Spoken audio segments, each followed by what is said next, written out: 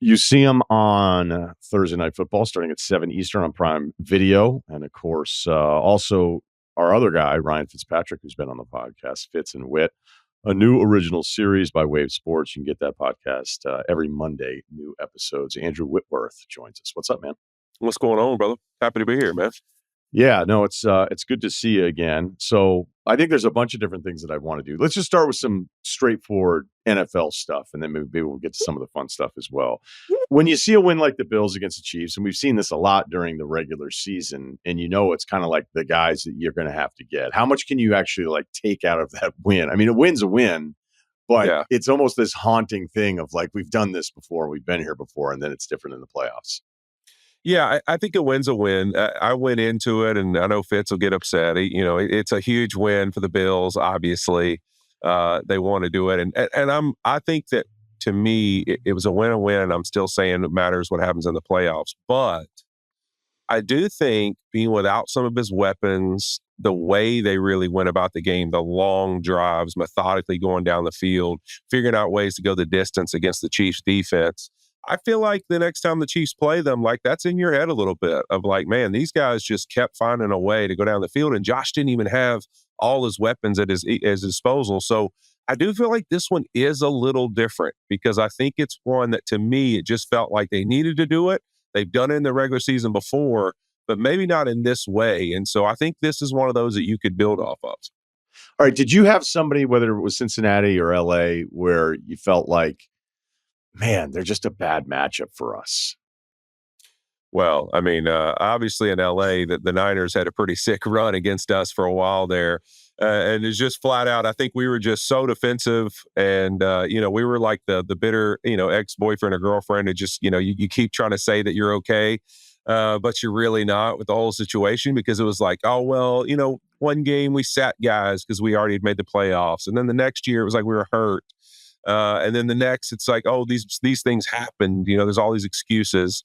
And then the run just continued. And I always say this, it continued up until the point where week 18, the year we won the Super Bowl, we have a lead on them. We've come out and finally played well against them. They come all the way back and beat us. We go to overtime. They beat us at the end of overtime. And I can remember the training room the next morning. And you really look at it, that series has changed a little bit since then. That morning, I remember guys sitting there going like, dude, they're actually just a good ass football team. Like they're really freaking good. And it was like, that was the first time I'd heard guys just acknowledge like, maybe they're actually better than us. And we got to play our absolute best to beat them. So I think it's pretty ironic that you get into the NFC Championship and we have to come back and beat them in that game. And we do it. And I think to me, it's kind of changed now, like where I don't think they see them quite the same. I think they see the Niners as, man, they're as good as us, if not better. So like we have to play our absolute best. I think it's changed a lot of the demeanor of that locker room because for a while we were in denial.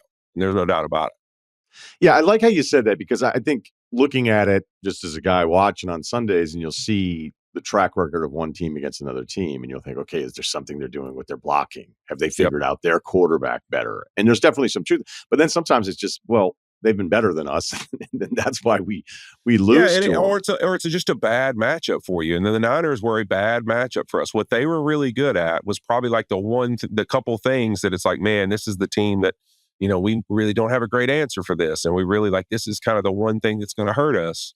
And so I think when you look at it, sometimes there's just those bad matchups where it's just like, man, this team kind of owns us. And it's because really how we're constructed and how they're constructed.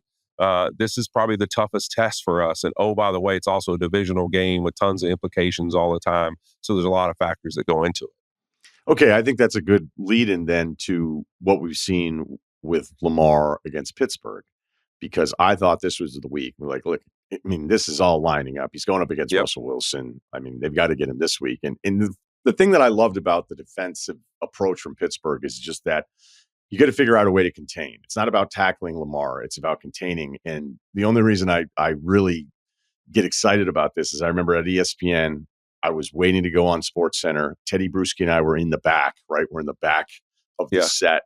And I was asking you about something that they used to do. And he then demonstrates the entire thing on me by grabbing the front of my suit. He goes, "Well, this is what we would do whenever we went up against this kind of guy." He's like, "It's contain and then shed. It's never upfield." And I'm like, "All right, you're fucking up my suit. Like, I have to go on TV here in 2 seconds, Teddy. I love you." And when I watch Pittsburgh, I thought the coverage was great where Lamar was in between. And so, again, is it game planning or is it now just a bad matchup, things that we have to think about when the playoffs get seeded out? Yeah, I think it's a tough matchup for them. I really do, because if you really look at what Pittsburgh's going to try to do offensively and defensively, they're going to try to possess the football offensively. They're going to run it. They're going to take a couple shots in the game. You look at them, the marriage are really running pass. I think Arthur Smith's done a great job. And then, so they're going to kind of keep your possessions limited. And then defensively, they got this guy named TJ Watt who's running all over the freaking field. And then he has obviously had an impact on how Hightower and Herbig and those guys play. Hightower's out of this one, but what do you know? Pittsburgh Steelers, of course. The next guy jumps right in, and he's flying all over the field, causing turnovers. I mean, their ability, really, Pittsburgh's, to create these splash defensive plays is unbelievable. I mean, it's like they always can find a way to create that fumble or that huge turnover or score on defense. It's very rare, whatever it is they have bottled up over there. But I think it is. I think it's a tough matchup because you got guys like Cameron Hayward who set the tone in the interior of that defense. And you go, all right, you're not going to be able to run it in the middle as much. And then on the outsides, we got edge rushers who aren't the type who they're heavy, setting the edge guys. They are chasing, energetic, athletic guys who all game long are flying around the field, which is a bad scenario for Lamar. It's harder for him to get out and do his thing when you have those type of guys. And I think really just to me, it's one of those that it starts, people can say what they want. It gets in your head and you start to think about it. I've never played good against this team. I am a huge golfer. I say this all the time. There is holes as a golfer, if you play a lot of golf, that you're like, man, when I play this golf course, for whatever reason, every time I get on the fifth tee, I freaking rope hook it into these trees or I shank it over here. It just, there's things that mentally get in your head and it leads to your performance. And I think to me, you see these, when these happen, it just changes. You do something, you're tight, you squeeze it a little hard, you fumble, you make a pick or a bad decision. Or like in this game, it looked like Lamar locked in a lot to try to do what he wanted to do instead of what he was being given some. And so I think it just, you can say all you want, but it lives in that headspace of yours that you haven't been able to find a way to be really successful against a certain team. I'm going to set you up here to maybe go in a couple different directions because we like to have the quarterbacks on and they can just lament about the state of quarterbacking and everything. And I remember the first few weeks of the season, I was thinking like, is it just this too high safety party that everybody's having? And then no one's really countering yet with rushing attempts. Like, I don't mind that the game has evolved to a place where it's like, maybe we just don't have to like waste passing opportunities with all these runs, even though I understand you guys like to run block more than you like to pass protect. But I don't know if that has happened yet, but it feels like the Chargers came into the season being like, we're not adjusting anything. This is going to be our game plan. So are you waiting for this maybe correction to some of the things that we saw in the beginning of the season where teams are going to be a little run heavier?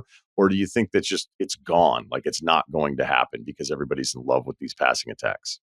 Yeah, I think some teams are set up where passing is really all they're going to do. I mean, you look in Cincinnati, I think that, like, you look at that team, they're constructed that that's what they're going to do. I mean, they don't care really what you come out to do. They're going to mix runs in, but they're there to throw the football with Joe Burrow. But I think you see some teams that have committed to it this year, and it's leading to success. They're playing great defense. They're running the football, and then they take shots off of it. I mean, the Chargers are a great example of that. I mean, Jim Harbaugh's stats from when he first took over the Niners to the Chargers, they're identical, damn near. And so it's like he just brought back that entire philosophy and plan. Like, let's play awesome defense and let's run the football and be physical. And I really think that that's the only reason that when you have these conversations about what it looks like when teams get into the playoffs and you say, oh man, what's playoff football?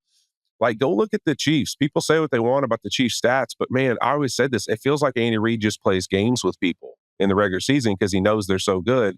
Because when you go look at the playoffs, the last 2 years in a row that they won a Super Bowl, they all of a sudden in the playoffs play tons of 12 and 13. They all of a sudden, all the run game stuff changes. They start running power leads and pull leads and physical football plays. And then they build everything off of that and they play great defense and they win. And that's why I think teams like the Steelers, who you're like, all right, well, maybe they are competitive, but they're not one of the elites. I don't know. Their style of football in the playoffs, limited possessions, great defense, calls a turnover or two, is actually what's really successful. I mean, everyone talks about the Ravens last year, and it's like, what did they do when they got into the playoffs? All of a sudden, they decided to throw it against the Chiefs a ton, and they lose the game, and all you wanted them to do was run it. And I mean, to me, I think there's be some teams that I think might cause some stir in the playoffs this year just by how they're actually built. They play great defense and they run the football.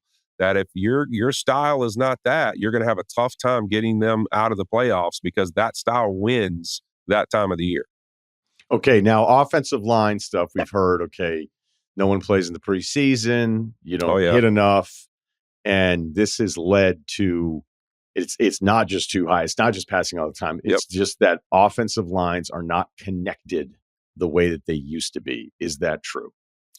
No, I don't think that's as much as I think that position takes some building some calluses. I mean, I think it takes a little bit of, you got to get out there and build the toughness it takes to play the positions. I mean, one of the things that, injuries are injuries, but you see a lot with some of these young guys is they miss so much time. I mean, they miss a game here, come back the next week, miss a game there, or they're leaving games inside of a game, sitting on the sideline. They're not even like truly injured to where it's like, oh, they got to leave the field. They're just out for the rest of the game. Like, in my mind, it took me a lot of time to have patience with that whole thing. I'm like, well, I don't even understand. Like, you explain to me the injury that you can't finish a game with, but like the next week you can play. Like, I don't even understand what that means.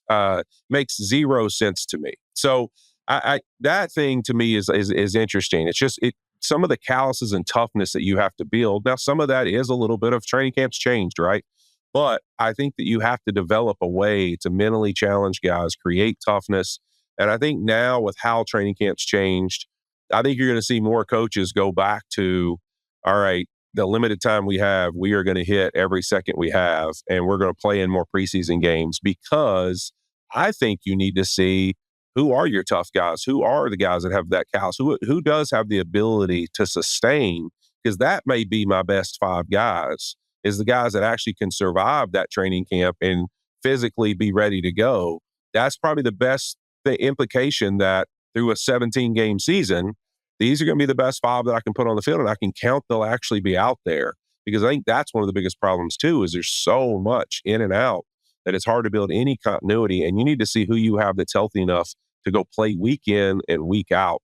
Because to me, that's one thing that doesn't give enough credit. I've always said this, like even when you had, I love that PFF came in the game because it finally, although I don't agree with it all the time, it finally gave linemen some scalable thing that people started to go, okay, let's figure out a way to give linemen a number or a grade of somehow that the public can know about.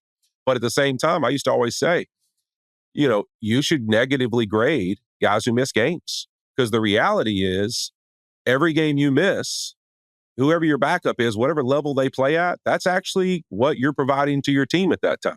So that tells you a better story of what kind of player that is. Like if you're a great football player and you're a highly graded athlete at left tackle, but you're missing 3 or 4 games a year, you're costing your team those 3 or 4 games. So that should reflect in the kind of player you are. We aren't playing a stat-driven game where it's just per yardage a game or touchdowns a game.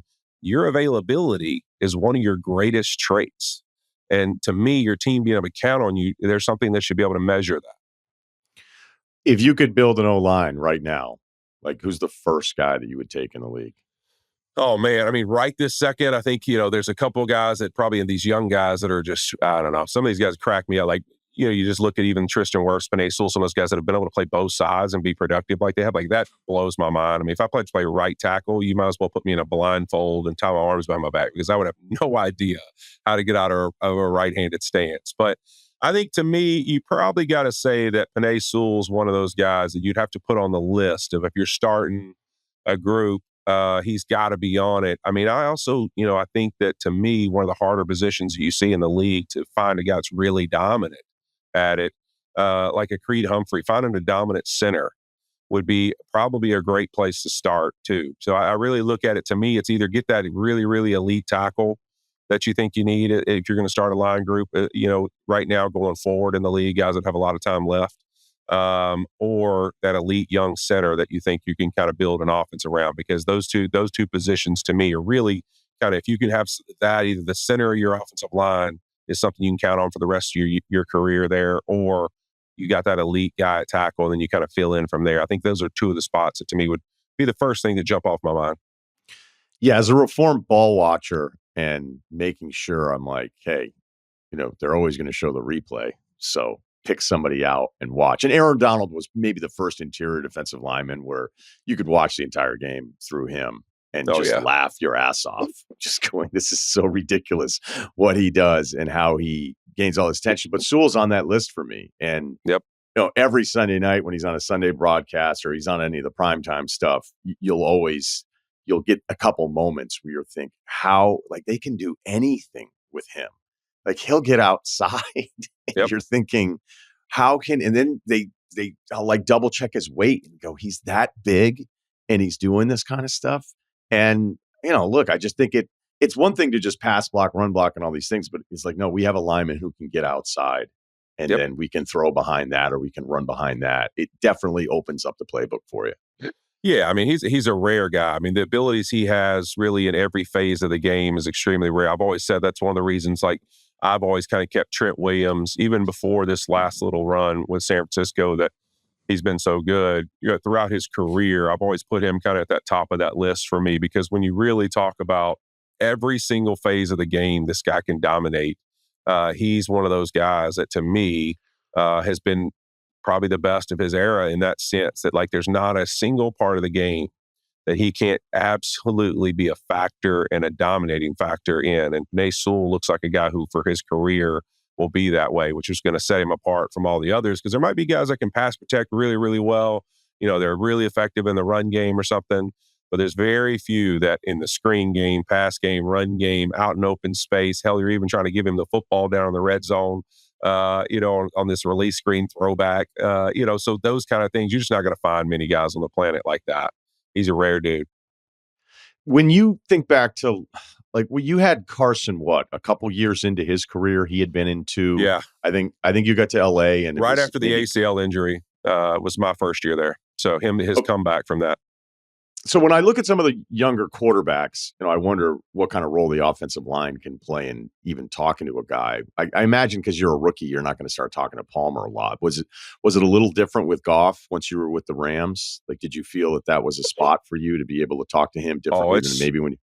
Yeah, it's massive. I mean, to me, when I really look at now doing what I do, covering the game, the first thing I'm looking for, and even later in my career, when a young quarterback comes in, I'm scanning the offensive roster and going, all right, what vets are on that team up front? Because the skill guys, it's tough. A veteran receiver can help a guy to an extent, but most veteran receivers are probably used to whatever quarterback groomed them. And so their perception is going to be, here's how you should do it. And it's usually really based off a guy who may be nothing like the current rookie quarterback they have. And so you may be asking him to do something he just can't do. That might not be his style. That might be the way he operates. But a veteran lineman that's in there that has been in an offense or been around other quarterbacks and understands really the dynamic of the huddle, the dynamic of hey, what we're expecting from you in your drops, how our offense is built, what we're expecting from you in a communication standpoint, what we can handle for you. That's the first thing I'm looking for when I look, because I go, all right, this guy's going to struggle. I mean, when I looked at Chicago's roster, it's the first thing I thought for Caleb Williams is all right, who's the guy in that huddle who's talking life into him? You tell Jared Goff, you put Jared Goff on this podcast right now, he'll say, man, Whit, talk to me every freaking snap, where I'm standing, what I'm doing, how fast I got the ball out. Oh, that was a good job getting this out. It was a good job with that call. Every play, I'm giving him feedback in between plays of what we're expecting, where we want you. Hey, what's this three? Is this 3-step? All right, dude, when you hit that back foot, get this ball out. We're gonna keep their hands down. Oh, this is a deeper drop. All right, listen, this kind of guy, he might go underneath. So be ready to kind of lean to your left a little bit if you're going to have to hold on to this thing, because I'm going to take him underneath you. So all those type things that they're getting feedback from veteran guys, it's a huge factor for a rookie quarterback, because a lot of times the receivers are giving him, give me the ball. Hey, I was open. The coordinator is in his ear chewing him out for the wrong read. No, what are you doing? The linemen are there going hey, man, how do we be productive? Hey, dude, hey, we need you to do this. We need to do that. That's the only kind of feedback he's getting, where somebody's going, hey, man, what do you need from us? What can we do for you? Those type of things. And so to me, I always felt like that was my job. I had Andy Dalton, in 2011.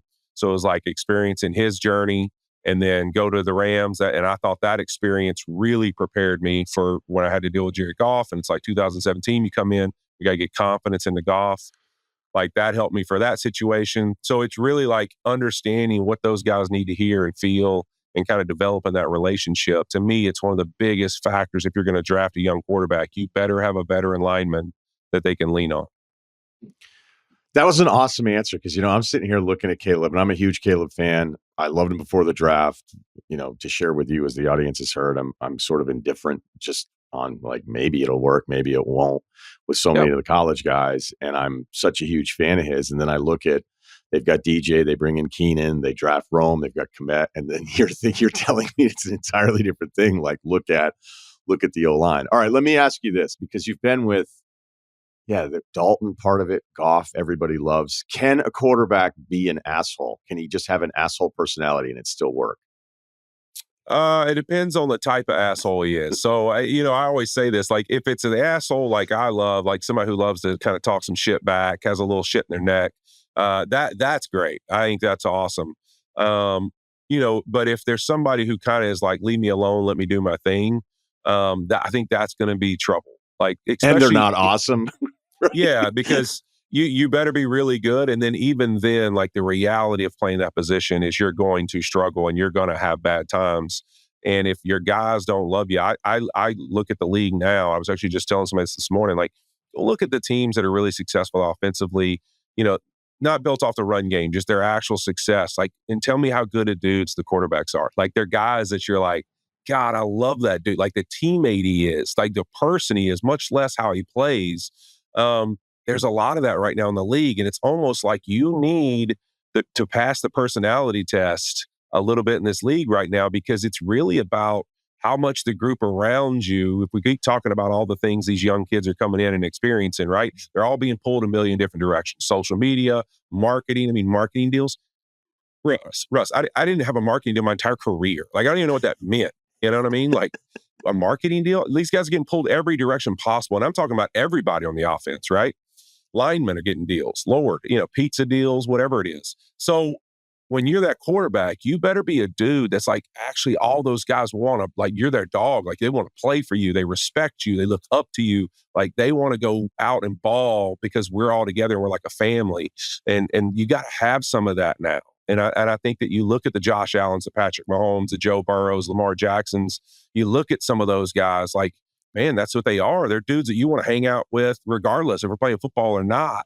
And I think that's really what's kind of taken over the league at that position is you better be the kind of guy that's one of the guys, not the guy. Because I think when I played, whether it was Tom Brady, Peyton Manning, Drew Brees, like there was a little bit of an aura of like you revered them more than like you thought of as like you hung out with them. And I think it's a little different now. Yeah, it feels like you described Stafford perfectly, by the way. Yeah. I don't pretend to know him that well. We've had a couple encounters. We have a couple mutual John friends. Wayne, baby. But just the way you dudes love Stafford, it just feels like it's a special level of just love for the guy behind center. I've always said this when I love Goff and Stafford. I had a great opportunity to have a lot of success with both of them, but it's interesting. Like they're totally different people, right? So like I've always said, Stafford is John Wayne. Like he is the baddest freaking cowboy in the bar. And everybody's like, dude, I just want to like have a beer with that guy. Like that is the toughest. He never says a word. He never complains. He's got blood coming from his lip and he's still going to win. Like he's going to fight everybody. He doesn't care what the situation is. So you love him because he's John Wayne. And then Jared Goff is like the teddy bear you've had since you were 2. Like if you tear my teddy bear's arm off, I'll kill you. Like you don't touch my teddy bear. Okay. And like that is literally Jared. You look how much guys love Jared. Like they love him. They chant his name. They go crazy for him every time he has some success. Like he is like that little toy they've had since they were a kid. And they're like, you will never touch my toy.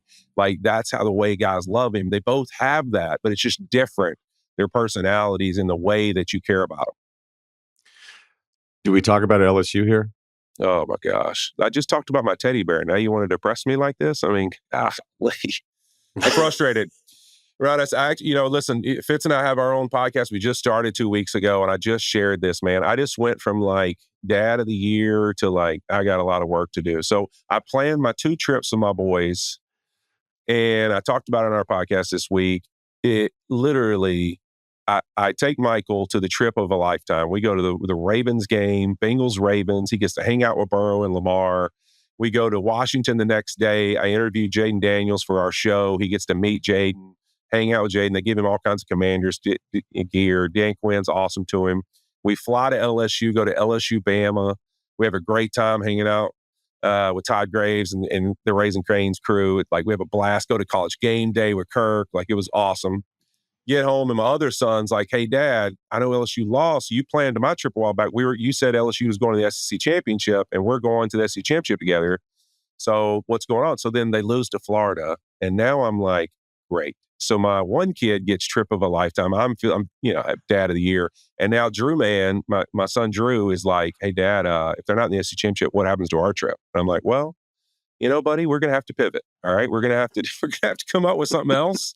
That's a rough one. We'll figure it out." So I'm trying to circle some dates. We'll figure something out. I'm gonna take him to some kind of sporting event. I don't know what it is, but LSU, you kind of ruined my dad trip. So I'm not happy. Not happy. I'd say he might want to question his dad about his lofty assumptions about an SEC title game appearance. I had a lot of faith. I had a lot of faith, maybe too much faith. All right. Sometimes you bleed too much purple and gold. All right. I want to end with this. Again, Fitz and Whit, the new podcast out every Monday, a couple episodes in. Did you already feel like you needed to apologize about being upset about the Fields to Wilson thing? Because podcasters don't apologize a lot. And I felt like you were groundbreaking in that moment. No, it's kind of one of those things that I felt like in that moment, I really saw it as a chance for the Steelers to say, all right, what does it look like going forward? I think I didn't have a good feel for how good and competitive they really were compared to the rest of the AFC, in the sense that it's like, hey, to me, it's building for what you're going to be in the future. Now, Russell Wilson comes in. We've seen the success they've had. Obviously, it's been great. They've still struggled in the red zone some, and you can easily go back in that game with the Ravens and say, if they just don't make so many mistakes, I don't know if the Steelers win that game. And they've already started to kind of, hey, we're going to implement Justin Fields in a little bit in some of these situations. So I think it's going to be interesting to see how it all plays out. But yeah, I just felt like, hey, you know what? I've been in a Pro Bowl with Russ. I've been around him, obviously played against him. I'll give him his flowers, give him a little love. I rejected him on national TV. I got to give him a little love. I'm a lineman. You still got to protect the quarterbacks, right? That's what we do. Even if he had that Pro Bowl outfit from those infamous pictures. So yeah, I love it. Listen, there's a reason I selected Fields the first time, but I gave the apology, okay? That made it all better. All right, it's all better now. Hey, man, we'll see you on Thursday night. Again, Fitz and Whit, the new podcast out every Monday. Thanks, man. Appreciate it, brother.